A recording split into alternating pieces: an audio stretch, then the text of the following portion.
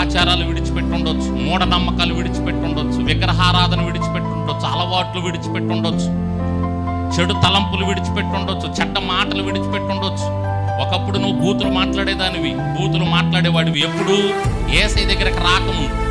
యేసయ్య దగ్గరికి వచ్చావు, యేసయ్యను నమ్ముకున్న తర్వాత బూతులు మాట్లాడకూడదని బైబిల్ చెప్తే సేవకుడు చెప్పాడు నీకు, నువ్వు తీసుకున్నావు ఆ మాటలు. ఆ తర్వాత యేసయ్యను నమ్ముకున్న తర్వాత కూడా నువ్వు మరలా బూతులు వస్తాయి అనుకో, నీ నోటి నుంచి ఏం చేస్తున్నట్టు నువ్వు విడిచిపెట్టిన దాన్ని మరలా పట్టుకున్నావు. సినిమా పాటలు పాడేవాడివి గతంలో, సినిమా పాటలు నీ నోరు తెరిస్తే ఆ పాటలు వచ్చాయి. దేవుని నమ్ముకున్నావు, రక్షణ పొందావు, యేసయ్య పాటలు వస్తున్నాయి నీకు. యేసయ్య పాటలు పాడుతూ మరలా సినిమా పాటలు పాడుతున్నావు అనుకో, ఏం చేసావు నువ్వు? విడిచిపెట్టిన దాన్ని మరలా. ఎంతమందికి అర్థమవుతుంది? 2 చేతులతో ఒకసారి స్తోత్రం చెప్పండి. హల్లెలూయా. వడ్డీ వ్యాపారాలు చేసావు యేసయ్యను నమ్ముకోక ముందు, వడ్డీలకు డబ్బులు ఇచ్చావు.